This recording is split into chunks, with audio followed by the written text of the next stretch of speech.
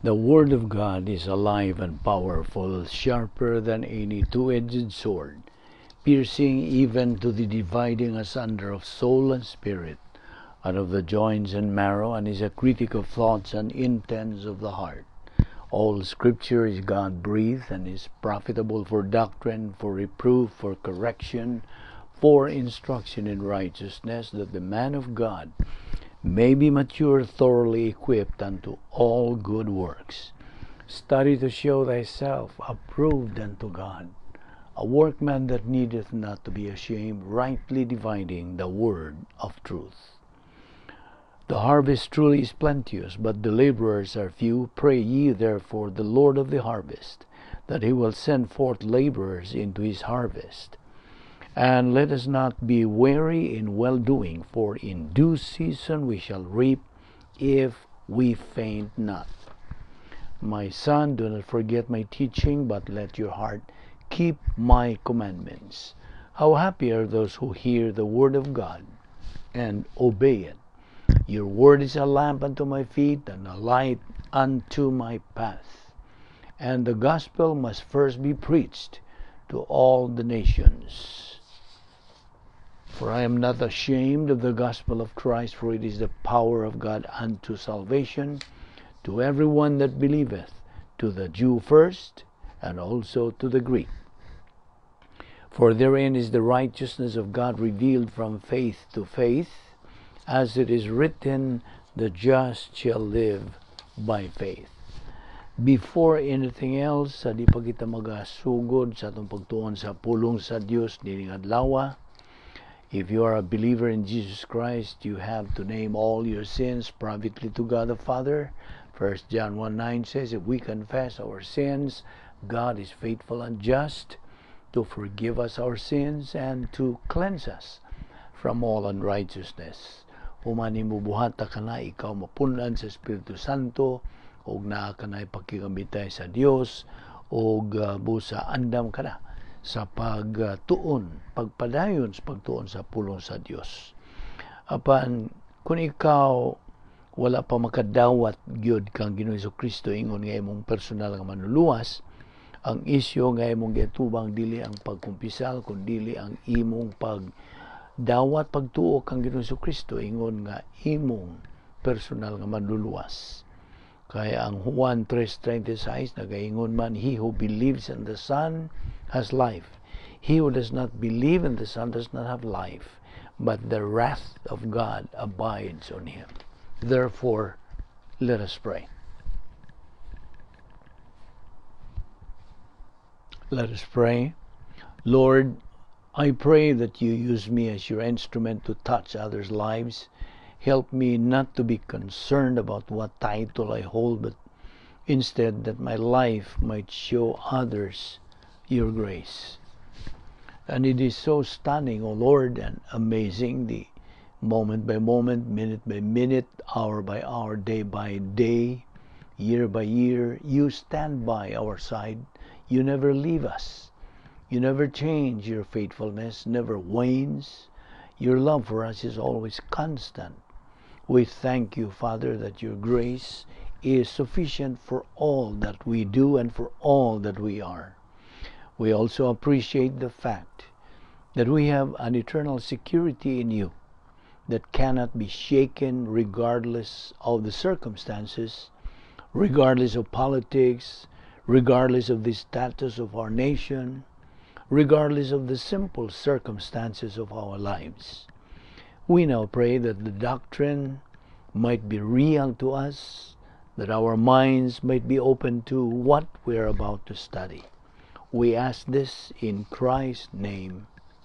Amen. Well, yan so kita sa atong pagpadayon sa pagtuon sa pulong sa Dios, ug nagapasalamat kita sa Dios sa iyang paghatag kanatong maayong panglawas. Aski lang atong pangisip o nagaginhawa pa kita, buhay pa kita sa lawas tungod lamang kini sa iyang kaluoy, gugma, kortesiya o grasya. Busa, grasya kini atong gipahimuslan o appeal, of course, kini atong pagtuon sa pulong sa Dios.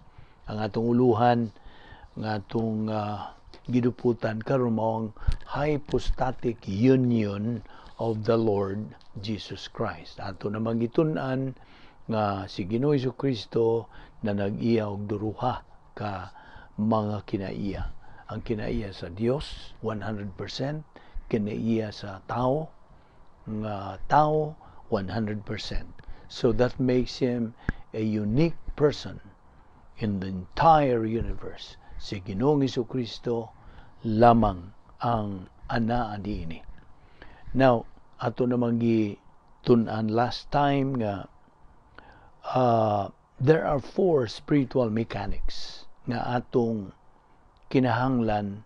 Oh, by the way, una kita mutukbil niya na atong gamayng paglaba sa atong gitun-an last time nga ang atong kalag kinahanglan lagi sa pagkaon, ug ang pagkaon sa atong kalag mao lamang ang pulong sa Dios. Ang tao dili mabuhi pinaagi sa tinapay o pan lamang, kundi pinaagi sa pulong sa Dios. Man does not live by bread alone, but by every word that proceedeth from the mouth of God. Matthew chapter 4 verse 4. Now, we have also said that it is really sad, it is tragic that there are many Christians, this is not to criticize them, that basing on experiences now, there are many Christians today who are spiritual bulimia. Now, as you know, bulimia is a disease of a person who eats a lot of food but just throw it up or vomit later.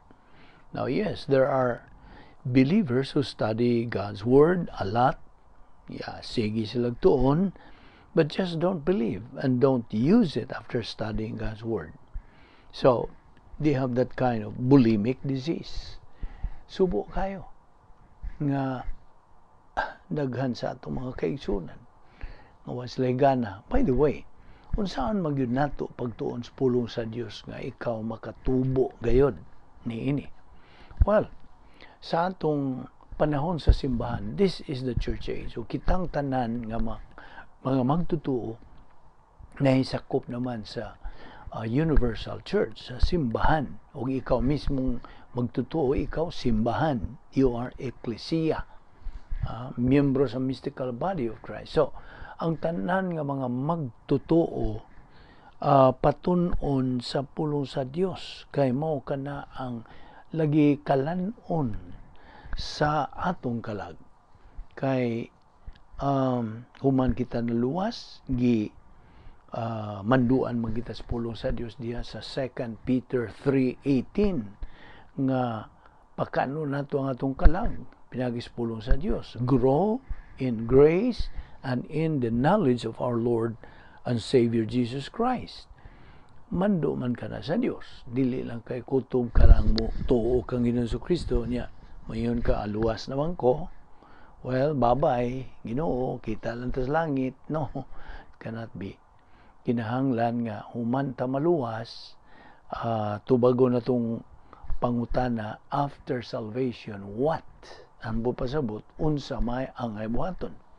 Now, ang ibuhaton, kay kita aniyaman sa panahon sa simbahan, the church age, atong buhaton mo pagpangita sa tukma nga simbahan. The right church, right congregation, nga diin, paminaw, nga diin ang pastor magtutudlo niya ng maong simbahan, makugihon, nagmalahutayon, nagmasubayon sa pagtuon sa pulong sa Dios. Kaya ang iyang yung responsibility, ang iyang katungdanan ingon nga pastor, dili lang kaigo siyang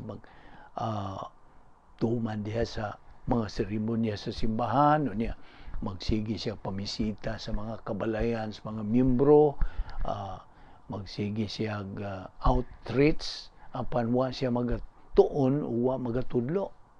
Kaya again, the main responsibility of a pastor teacher in this age of the church is for him to study, teach, study, teach, study, teach, study and teach. Maura gyud na. Kay kana man iyang kutuluman nun lagi buluhaton niya iyang tahas aron sa ingon niya na ang mga sakop niya sa ang kongregasyon magatubo kay iya manggitudluan sa mga doktrina, mga pagtulunan sa pulong sa Dios. So mao kana tuman kana agig tuman sa sugo 2 Peter 3:18 patubuon kita in the grace and knowledge of our Lord and Savior Jesus Christ. Kay sa panahon nga manggitubo na mga miyembro there anha unsa kalig-on kanang maong kongregasyon ug mao kana ang sikreto open secret gani kana sa Dios nga mudaghan kanang imong mga sakop sa imong kongregasyon gumikan kay busog sila sa pulong sa Dios. You see, akong balikon kini mao ang ingnon ta the right step o mao kini ang pamaagi sa Dios nga atong tumanon. Ang mga pastor magtutudlo kinahanglan magtuon niya itudlo, magtuon, tudlo, magtuon, tudlo, tuon, tudlo. Study and teach, study and teach. Mao kana ang paagi nga ang mga sakop sa kongregasyon mangutubo o makakamot sa spiritual maturity. You see? Mao magyud kana ang atong tulumanon. So therefore, we hope nga mo minus na kining mga spiritual bulimia ingnon ta ato na lang di gitandi balang kay wa man gyud sila agana ang uban ba what I mean ang ubang mga magtutuo nga sige sila tuon-tuo dapat wa man nila tuo kay mao man gud ni ang mechanics study learn apply. You see, mao na giingon nato sa old Bible study group nato dinhi sa LA nga atong gisilsil sa mga miyembro sa atong study group nga Operation SLA. Study, learn, and apply. Study, learn, and apply. Ayaw kahunong diha sa learn. Kinahanglan mo gamit ka. Study, learn, apply.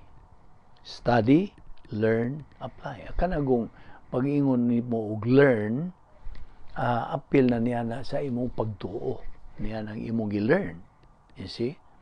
So, study, learn, believe, and apply.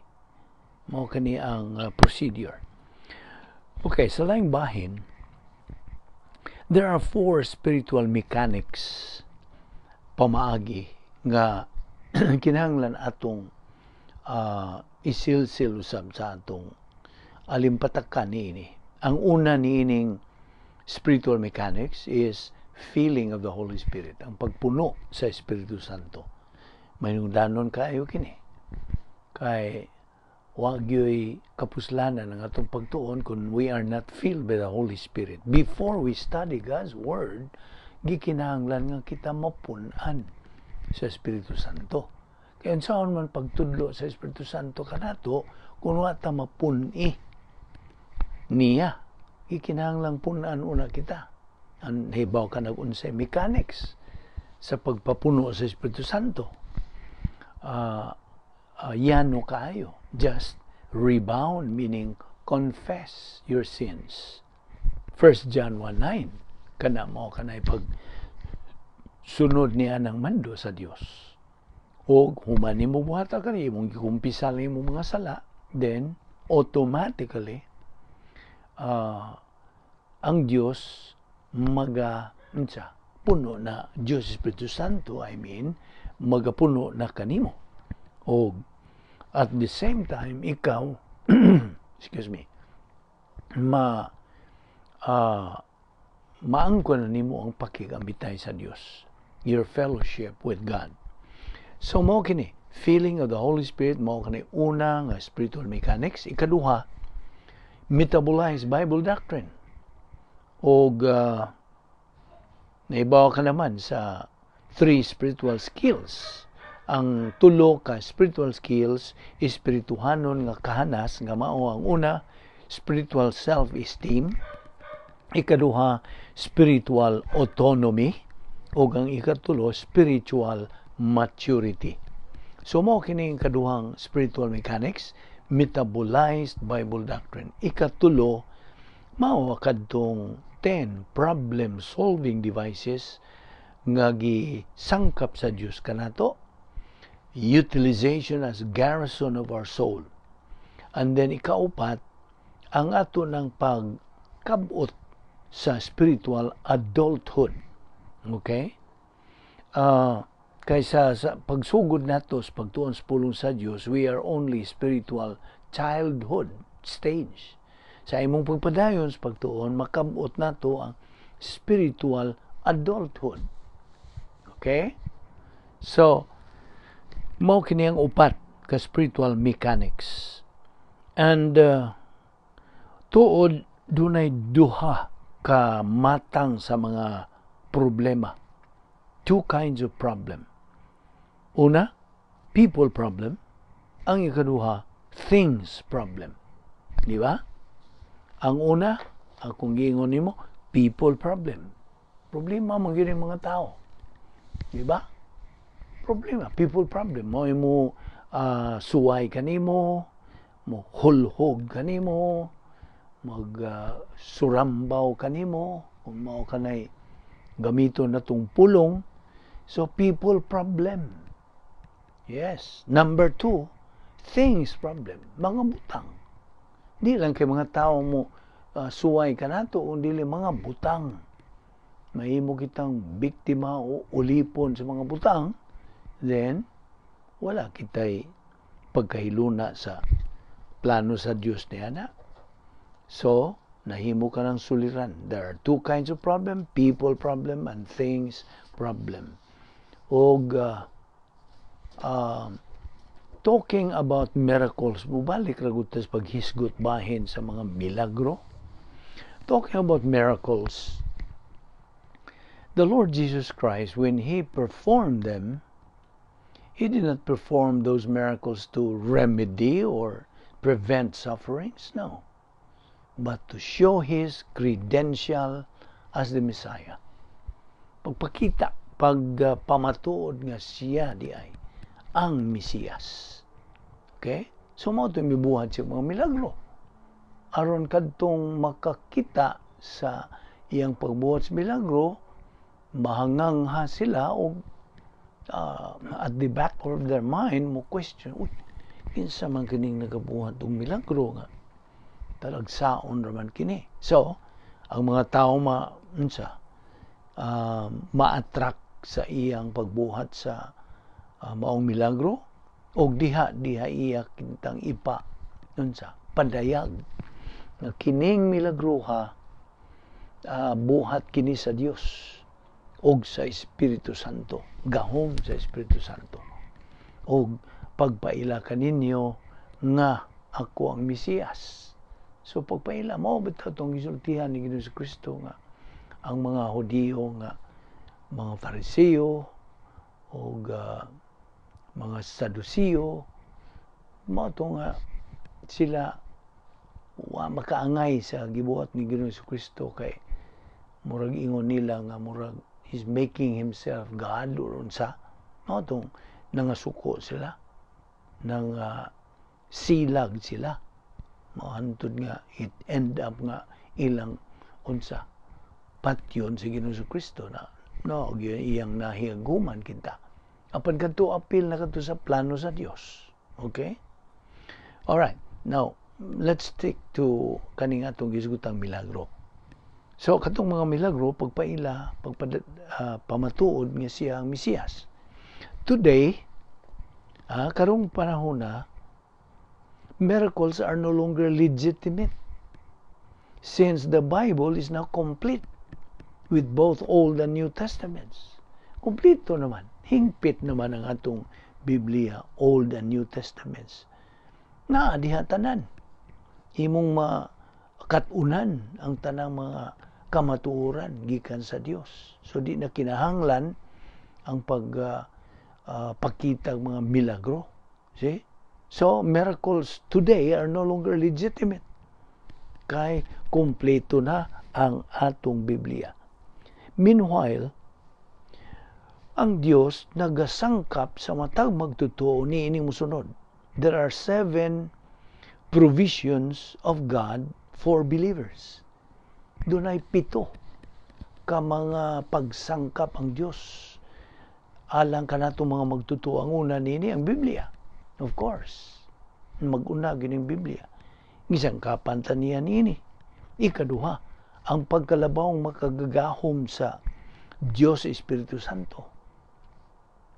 Omnipotence of God the Holy Spirit. Number 3, divine plan for the church. Diyos nun nga plano alang sa simbahan. Ikaw mismo magtotoo, you are the church. Okay? Ecclesia, the called out one. Divine plan for the church as a whole. Number 4, right pastor teacher. Tukma nga pastor magtutudlo. Yes, every believer has his own right pastor teacher. Number 5, privacy of the priesthood. Privacy nun talang paghubad nini pribado nga panimuyo. Okay? Ingnon ta, yes, privacy. Pribadong panimuyo sa saserdote o pari. Every believer is a priest. Number 6, logistical grace support. Ang pagsangkap sa Diyos sa logistical grace. Unsa man yung mga logistical grace, daghan. Imong asawa, imong bana, basta kining tanan. Kung atong isgutan, di ta kaabutan, kaugmaan ta. So kining logistical grace support gikan sa Dios aron unsay tuyo nini. Uban sa tuyo nga ikaw makatuon unta sa pulong sa Dios o magatubo. You see? That's the purpose. Nga gisangkapan ka sa Dios og logistical grace. There's no other purpose.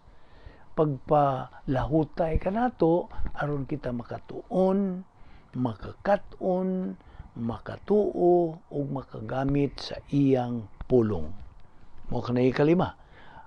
Ikaunom, logistical grace support. Ang ikapito, mao na ang espirituhanong kagawasan sud sa divine dynasty. Spiritual freedom inside the divine dynasty. Ang ato ang divine dynasty is called operational divine dynasty. Ang iya sa ni Ginoong Jesucristo, ang iyang divine dynasty was unsa? Prototype divine dynasty. So, mao ka ng kagawasan kung anaa ka sa sud yan ng imong divine dynasty. Now, during the hypostatic union ni Ginoong Jesucristo, the Lord Jesus Christ did not use or execute His divine attributes. Di man na ina. Aron pagtabang sa iyang human attributes. No. Instead, unsay gigamit niya, He used His wisdom, Sophia. The original word is Sophia. Sophia means wisdom, okay?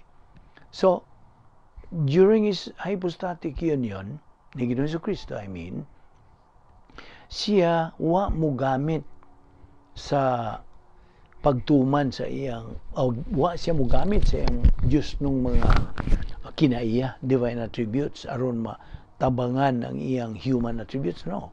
Instead, He used His wisdom, Sophia, in executing His Father's plan. See? When Christ was tempted by Satan to turn the stone into bread, while Christ fasted for 40 days in the mountain, He was brought or taken by God the Holy Spirit to that high mountain, right? So gidaan siya dito sa taas nga bungtod. He was brought there because of God the Father's plan alang kaniya ni Ginoong Jesucristo. Si Satanas mitintal kang Ginoong Jesucristo to solve our Lord's problem of hunger through a miracle. Itong iyang gitintal si Ginoong Jesucristo. Gigutom ka naman nganong di man nimo ni himuong pan kining bato. See? Mao to pagtintal ni Satanas. Aron masulbad kunuhay ang problema sa kagutom ni Ginoong Jesucristo. Pinaagig milagro. You see, a miracle is not what is important. It is Bible doctrine resident in the soul, because metabolized Bible doctrine is the real miracle. Did you hear me? Mao nay tinuod, matuod, bugos, timos nga milagro. Ang Bible doctrine nga galing o metabolize na des imong kalag, mao nay tinuod nga milagro. Dili ang milagro mismo. You see, it is Bible doctrine resident in a believer's soul. You know what? I would just smile na mupahiyom na lang ko when I hear some people, believers and unbelievers, nga musulti nga he who study God's word consistently and persistently are not doing anything. We are just studying and doing nothing. Kuno, mupahiyom na lang ko, makadungog ko niini. Kana sila, sige man lang nagtuon, o man sila gibuhat. They're doing nothing. Well, this is better than doing many things without anything in the head, right? Naman kay makatunan. Just remember this. Believers are mandated to acquire knowledge, and more knowledge. Unsa may tuyo? For what purpose? The answer? To be doctrinally smart. Buot sa Dios nga kita ma-doctrinally smart. Because being doctrinally smart as believers, we cannot be doormats in life. Husto? Di mahimo. Dili gyud na mahitabo nga mahimo kang doormat sa kinabuhi. Once you are doctrinally smart. Mo na buot sa Dios, kabubuto na sa Dios. Be doctrinally smart.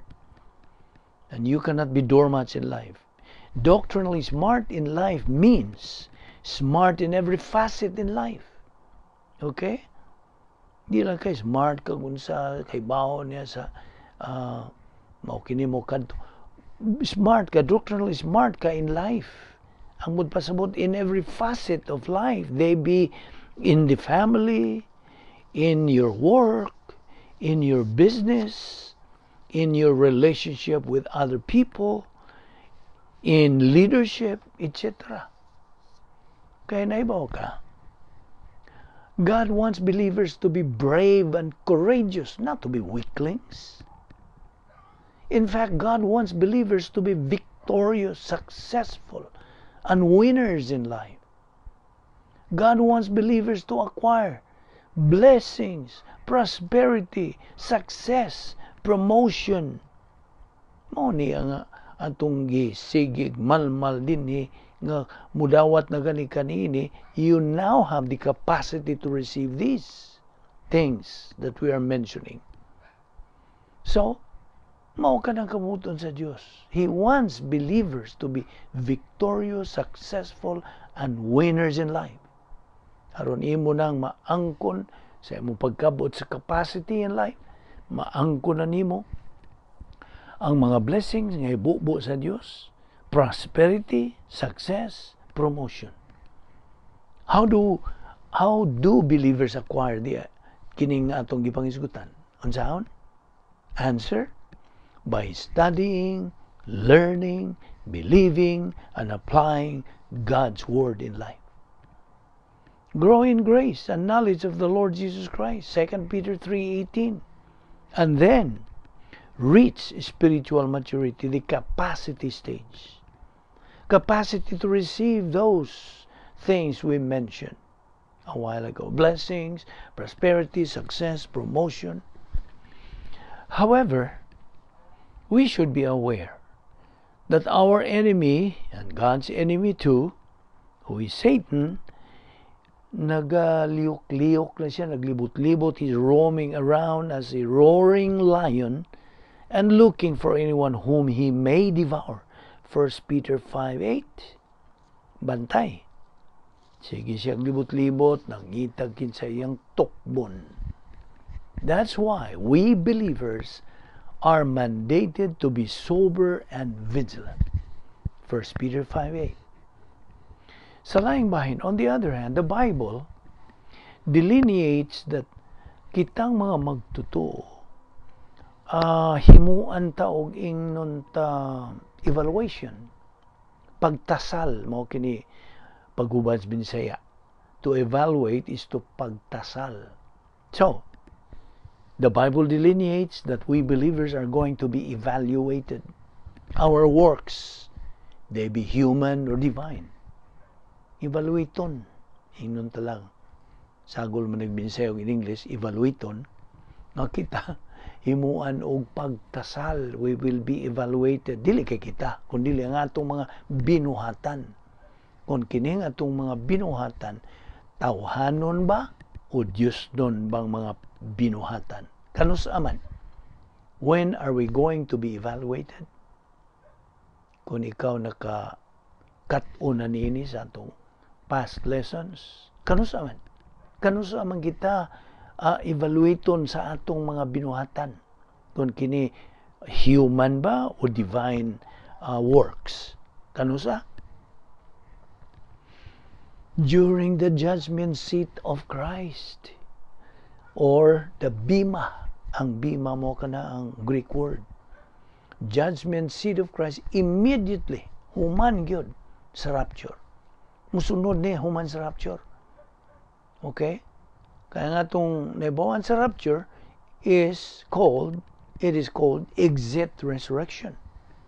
Okay? Resurrection of the church. So human sa rapture, mubanos dayon ng judgment seat of Christ, o ang atong mga binuhatan tanan will be evaluated. Okay? Now let us remember that the unique spiritual life makinabuhi lamang nato pinaagi sa Dios nun nga paagi, not by human means. Okay? We can only live this unique spiritual life through divine means, not by human means. Because you know what? Ato na po ning define nga the Christian way of life is a supernatural way of life, and as such, it demands supernatural way of execution. What actually is the key to enter into this unique spiritual life? Unsa man gyud ang Yahweh? Okay, ang tubag, by being filled and controlled by God the Holy Spirit. Mo kanang Yahweh. And what's this? We cannot ask for the filling of the Holy Spirit. Dili may mo. Kaya may ubang grupo, may nalang, mangayo ko, Espiritu Santo, nga imo kong punan. Fill me, Holy Spirit, fill me. Dili may mo na. Cannot be. We need Bible doctrine to metabolize in our soul, then apply it in our life. Otherwise, we would not know the precise way to be filled with the Holy Spirit. I hope nakuha ni mo to. That's why this is a critical pathway for the believer. Unsa man ang critical pathway? Knowledge of Bible doctrine plus doctrine mixed it together with faith equals divine viewpoint, wisdom, Sophia. Mo kanaya itong giingon kaganiha. Sophia is wisdom. Resulta kani byproduct kini sa imong pagtuon sa pulong sa Dios ug imong gisagulan kanang pulong sa Dios sa imong pagtuo, ug ang resulta mauna ang Dios nun nga panguna-una divine viewpoint nga imo nakarong naangko ng wisdom, Sophia.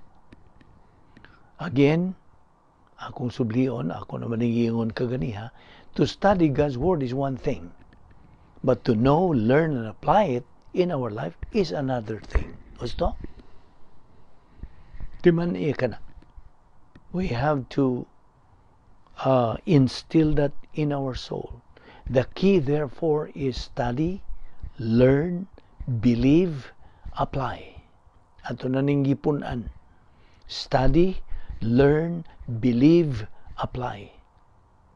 Ang pagpuno sa Espiritu Santo is one of the most controversial subject in the Christian world. Usa kini. There are believers who do not know to be filled with the Spirit. It's tragic. To be filled with the Holy Spirit is just to confess your sins. Human mo ikumpisal nga atubangan sa Dios nga Amahan, direkta kaniya, you will be filled with the Holy Spirit. But there are believers who do not know to be filled by the Holy Spirit. There are also believers who know to be filled by the Spirit. How? By using the recovery technique. Ano gitawag na to recovery technique in 1 John 1:9? Confession, rebound. Mao na kanang atong doctrinal term is rebound. Pauntol ka. Gikas gawas ngadto na sus balik sa sod ngadto sa Dios. Ug mao kining yawi, that's the key to enter the divine atmosphere and be able to fulfill the protocol plan of God for our life. Mao kini yawi. Dili kita makasud sa divine atmosphere and fulfill the protocol plan of God kung dili kita mapunan sa Espiritu Santo. In other words, mao kini ang unsa, the first step. Without it, why kapuslanan? But, yapay bat, bantay ta, basta nanay bat. It's not enough to rebound, it's not enough to confess. Unsa may sunod? We have to keep moving. Okay? Did you hear me right? It's not enough to rebound. It's not enough to confess our sins, but we have to keep moving after rebounding, after confessing. That's how to perpetuate our spiritual momentum. Gitawag nato kinig buylo. Buylo kini sa atong kinabuhing espirituhanon. Naunsa man gyud ning momentum. Okay, ato lang ni kuhaong pulo nga momentum. Well, ako kang tagag ihemplo. Common kining ihemplo. Pananglitan. Mag-drive ka sa imong kotse. Labi na dito sa San Francisco kay naibaw naman ka sa San Francisco ang ilang mga kadalanan dito na ay mga tungason kayo. Okay? Ascending yun. Nalabi primero na mong adto sa San Francisco pila na tuig na karon labi ang dugaya na paingon nami dito sa pagsaka na mo, abi na mo atras.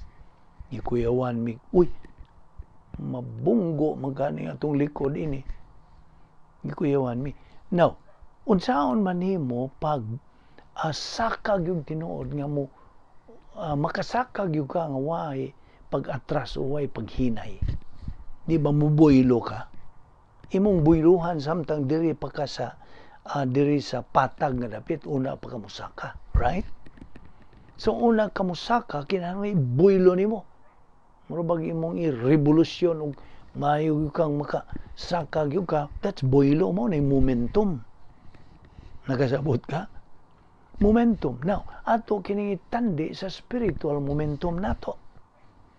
Unsa man to pagsaka kun dili ta mo buylo, kun watay spiritual momentum. So, kining keep moving, humanta mo rebound, pagpadayon sa pagtuon sa pulong sa Diyos, mao kining pasabot sa keep moving, rebound, and continue studying God's Word. Continue assimilating, taking in Bible doctrine. That's how to perpetuate our spiritual momentum pagbuylo sa atong kinabuhing espirituhanon. So I hope nakuha nimo na. We have to keep on keeping on in our post-salvation epistemological rehabilitation and let doctrine circulate in the stream of our consciousness. Tugutan na to ang pulong sa Diyos sa pagtuyok-tuyok na diha sa atong atong pangisip, the stream of our consciousness. Now, dinhi lang una kita kutob sa atong hisgot nining bahina o gidapit kagihapon sa subay nini pagpadayon sa atong sumpay nini atong pagtuon.